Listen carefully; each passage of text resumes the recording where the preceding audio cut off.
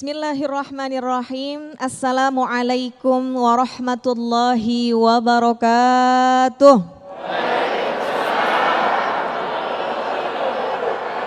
Alhamdulillah wassalatu wassalamu ala Rasulillah Sayyidina Muhammad ibni Abdillah wa ala alihi wa sahbihi wa mawalah, amma ba'du. Saudara-saudariku, kaum muslimin, kaum muslimat, pemirsa Damai Indonesiaku dimanapun berada. Tadi kita sudah mendengarkan pemaparan yang luar biasa dari guru kita, Syekh Fikri Thorik. Mudah-mudahan Allah rahmati dan berkahi beliau dengan keberkahan yang berlimpah dunia dan akhirat. Ibu, bapak, kita menarik kesimpulan bahwasanya baginda Nabi Muhammad sallallahu alaihi wasallam yang mendapatkan predikat al-insanul kamil, manusia yang sempurna, tapi ternyata hidupnya nggak luput dari ujian. Para anbiya wal mursalin hidupnya penuh dengan ujian. Kita hidupnya ada ujian nggak? Yang duduk depan saya mukanya muka nggak ada ujian?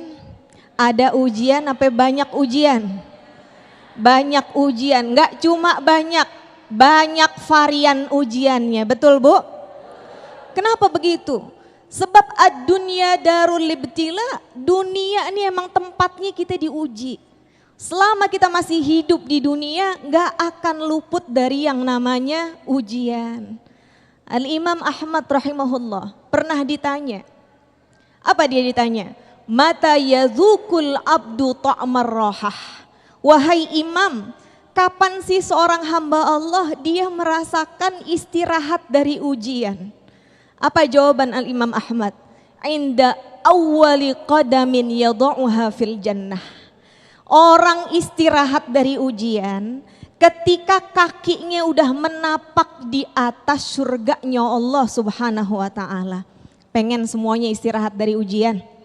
Istirahat yang enak, istirahat yang panjang, istirahat yang kagak ada ujungnya. Di mana? Di surga. Ini depan saya muka-muka ahli surga insyaallah.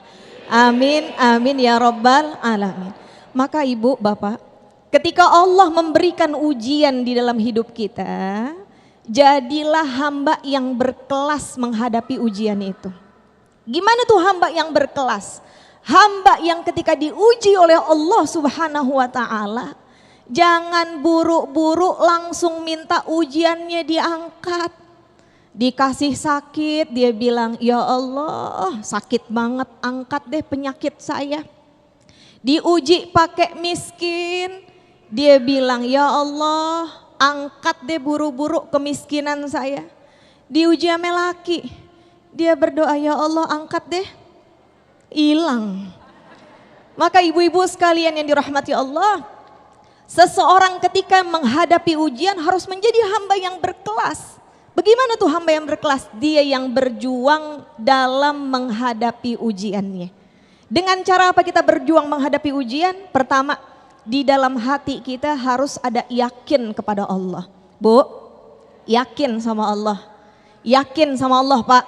Kayak keyakinan yang dimiliki oleh Nabiullah Ibrahim alaihi salam.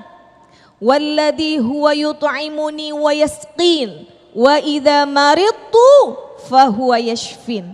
Nabi Ibrahim alaihissalam punya keyakinan Allah subhanahu wa ta'ala yang menciptakan kita, maka Allah pula yang akan memberi kita makan dan memberi kita minum. Ketika kita sakit, Allah subhanahu wa ta'ala yang akan menyembuhkan. Jadi yakin, yang namanya ujian sepaket sama jalan keluarnya. Yang namanya kesulitan sepaket dengan kemudahannya. Yang namanya penyakit sepaket sama obatnya. Yakin harus juga disertakan dengan husnudzon. Kita prasangka baik kepada Allah subhanahu wa ta'ala. Jadi hati ada yakin, ada prasangka baik kepada Allah subhanahu wa ta'ala. Saya nanya sama ibu sama bapak. Bu, pak, pernah ngelihat semut ngantor? Semut masuk kantor ada?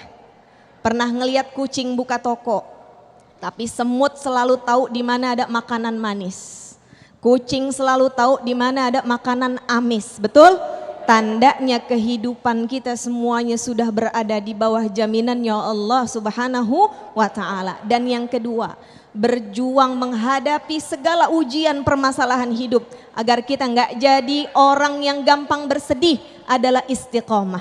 Janji Allah dalam Al-Quran, innalladzina qalu rabbunallahu tsumma istaqamu fala khaufun alaihim walahum yahzanun.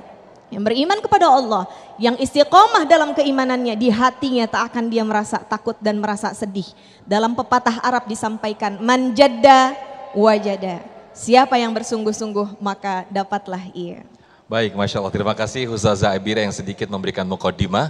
Jadi tidak ada alasan ketika kita bersedih, ketika kita diuji oleh Allah, ketika kita mendapatkan permasalahan sehingga kita langsung bersedih.